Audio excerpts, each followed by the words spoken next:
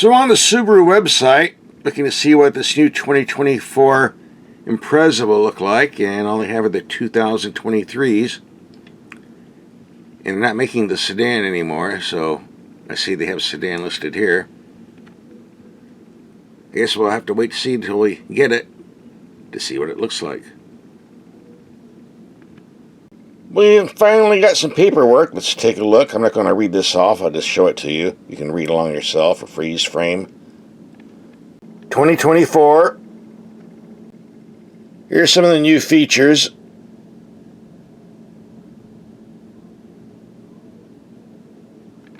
And the standard features.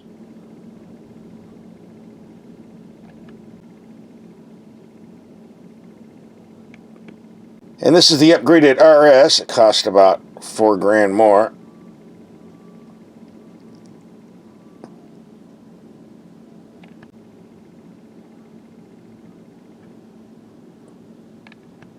Well, the base price has gone up from 21 to 24 grand. The RS, with all these goodies, is $28,975. By the way, if you like Subarus with manual transmissions, we drove a WRX about 8 months ago. I'll have a link for that video at the end of this video. Just go to the end, click and watch. And for another economical small car, we had the Mazda 3. We'll have a link for that video as well. So here it is, the raving beauty. Well, not really. At least we got some white paint, which comes in handy in the summertime. Reflects the heat pretty good. So we got the front view. By the way, we got 30-mile-per-hour winds today, so I'm having to hide under the porch and awnings. Otherwise, the camera would be blowing out of my hand. Side view. In the rear view, as you can see, this is a hatchback. The sedan is no longer made. Gone, guys. You want a trunk, you're out of luck. All with Illinois, just for us. Land of Lincoln. First thing we want to do is check and see if there's a spare tire. There's room for one, but just a tire repair kit on this particular car. Do get a jack, though, if you buy one yourself. We already took this Impreza out and did a headlight test and night drive on YouTube. Didn't see that. There'll be part 3 of the video. Nice looking wheels and Yokohama tires. That's a good brand. Last year, the only engine offered was a 2.0 liter, putting out 152 horsepower. This still carries over, but you have the option of the 2.5 liter, putting out 182 horsepower. That's the good news. Bad news is the manual transmissions are gone. Only automatics, and the automatics are CVTs. This isn't going over well with a lot of Subaru fans because a lot of people don't like CVT transmissions, which is why they opted for the manual, but it's gone, so sorry. Fuel economy on this combination is 26 mpg the city, 33 on the highway, 29 combined. We'll be taking that in the real world, see if that's true. And the gas tank's been bumped up from 13 gallons to 16.6. So you should have a lot of range here. We'll find out. By the way, this isn't a conventional inline 4 cylinder. It's a flat 4. It means you got 2 pistons going out to the right and 2 pistons horizontally going out to the left. The advantage of this, it's a very, very short engine, so a very low headlining for the hood. This design is also said to be smoother and quieter, which at low speeds, yes. At high speeds, I don't think so, but I don't think the average person will notice. Hooked to the engine is Subaru's all-wheel drive system. All Subarus come with all-wheel drive. The advantage is you get 4-wheel traction, which is great for slick roads. Disadvantage, it adds to the price of the car and uses a bit more fuel. If you live in a hot desert climate where the roads aren't slick, all-wheel drive doesn't really do anything for you, but that's the way Subarus come, so that's the way it is. The reliability of this engine all-wheel drive system is pretty good, so you won't have to worry too much when the warranty goes out. Let's take a look at the cabin. The quality materials of workmanship, very good. Sun visors do have an extension for blocking out the sun. However, it'd be nice if the whole system slides back, but it doesn't, but this should do. A very large glove box. Lots of room in there for a small vehicle. Your 12-volt plug right here, close to you. No auto-dimming mirror here, just a mechanical, the way I like it, very simple. When I first saw this info screen, I said, oh please, not another one, but actually it's pretty simple to use. Especially the radio. You actually get a volume knob and a tuning knob, thank you very much, if you want to program your favorite station. Just hold your finger down for a few seconds. That easy. Not a fan of having the climate controls here, but still pretty simple to reach, so I won't complain. The automatic start-stop system can now be disconnected by simply pressing your button there. In the older Subarus, you had to go through a whole program sequence. That wasn't fun, but don't have to do that anymore, thank you. And the climate controls also have the temperature button right here, so you don't have to mess with anything on the screen. Overall, this is a pretty good system. I really don't have any complaints. A good old-fashioned gauge cluster. In my mixed commuting, I've been getting 27.9 mpg. More driving to come. A lot of well-placed steering wheel controls. Room for 2 adults with the second row seats. They do flop down for better storage, of course, being a hatchback. Alright, part 1, show and tell is over. Part 2, let's go out and do some driving. And right away, here's my first gripe. The plastic protective cover on the gauge cluster snaps up a lot of glare at certain times of the day. Why do car makers put this stuff on here? Find something else, please. But on the right side, these are very comfortable seats thus far. We take this on a longer trip, see if they hold up. They're not power operated. They're manual, but I don't care. You really need power seats on a light economy car? I don't think so. I don't want them anyway. More good news. Somebody at Subaru decided to put the power steering rack system off the Performance WRX sedan, and what an improvement. Great feel, good response. Yes, a very good decision. As we do in all of our vehicles, we're going to take some mild speed humps around 15 to 20 miles per hour.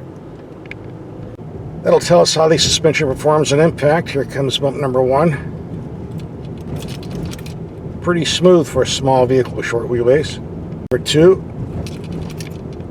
And here comes the large nasty one. Surprisingly comfortable. No complaints from me. By the way, even though the manual transmission is gone, you can simulate it by using the paddle shifter, so not all is lost. But if you keep it in the automatic mode, this still is reasonably quick enough. So let's put this in the automatic mode. Pedal to the metal. Moves out pretty good. Because the CVT transmission wants the engine to spin around 5,000 RPM, it's noisier than it needs to be, but not the fault of the engine. Nice brakes, by the way. Some people might find the brakes a little grabby. You just touch them and boom, wants to stop right away. I like it that way. I want instant response. Some people can't handle that. Try it and see what you think, I guess. For your information, if you're cruising at 75 miles per hour, your engine will be running around 2,050 RPM, and it's rounded off, say, 2,100. Unfortunately, when you activate the cruise control, the active steering pops up, so you have to fight the steering wheel that wants to stay in the lane a certain way. I gotta find a way to disconnect that. I do not like a car steering for me. No, thank you. Alright, I managed to turn it off. Yeah, so we got a bunch of construction reflection lights. Slide it up. Well, this road's kind of jumpy.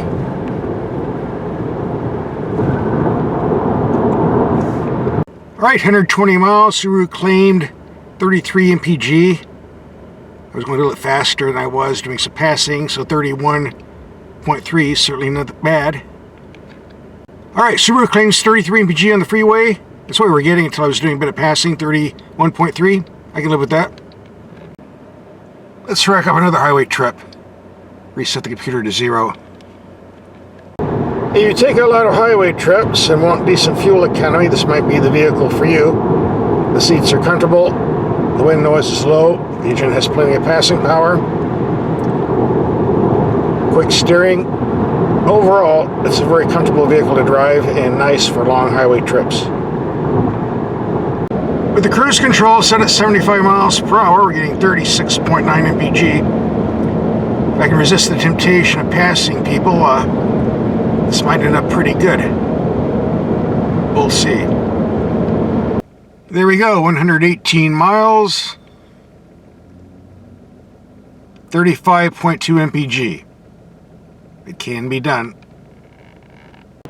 So what's my take on this Subaru after a week of driving? You know, actually I was rather impressed and surprised. This is a very nice vehicle. They made some very good changes.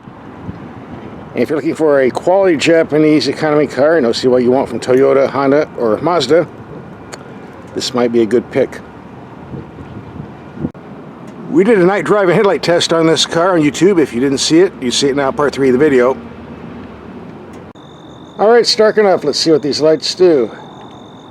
And there are taillights, not that big, but seem to be bright enough. The license plate light certainly is. And we got the emergency flashers, pretty bright.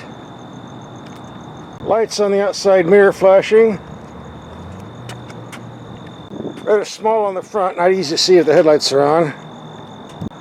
That's more like it.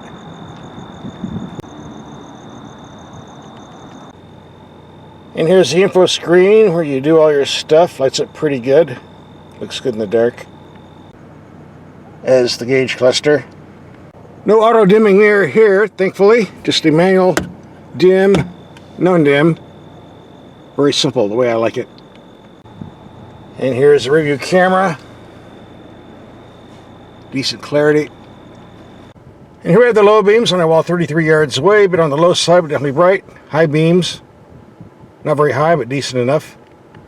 Let's do some long distance stuff. Got the low beams on. High beam. A little fuzzy here, gotta focus.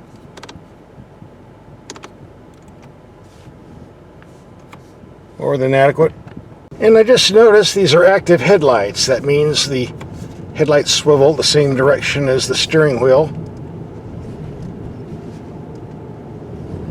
Comes in great when you're taking corners, on tight mountain roads especially.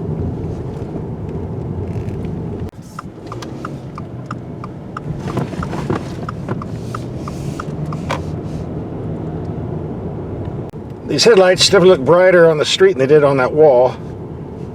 Maybe I was parked in a dip. One thing I don't like about this vehicle, you turn off the safety annies, you get these orange lights that come on the gauge cluster. Same color when you're having a real emergency like the engine dying.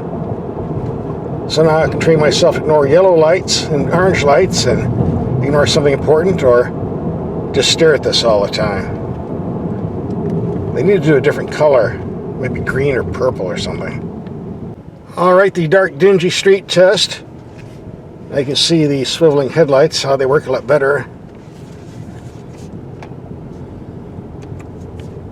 And we don't want to run over the cats. A lot of them around here. Well, no real complaints thus far. Let's light up some road signs here. I'm making the other drivers mad. I better wait till I get out of the city.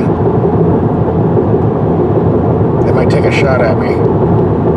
Yeah, so we got more construction going on. Ooh, the brights are lighting up the signs real good. I'd say the headlights pass.